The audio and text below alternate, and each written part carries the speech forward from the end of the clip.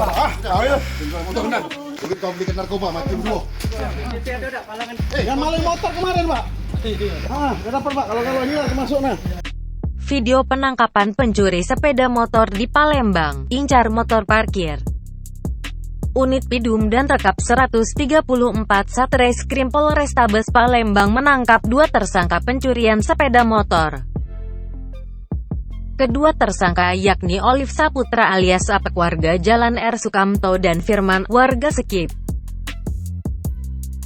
Keduanya digiring ke Polrestabes Palembang setelah melakukan aksi pencurian sepeda motor tetangganya yang parkir di depan rumah.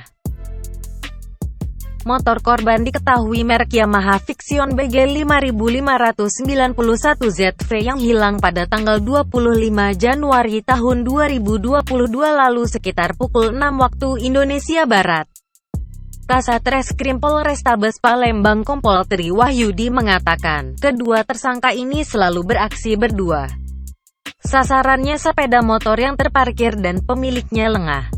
Kedua tersangka dikenakan pasal pencurian dengan pemberatan pasal 362 KUHP dengan ancaman kurungan maksimal di atas 5 tahun penjara.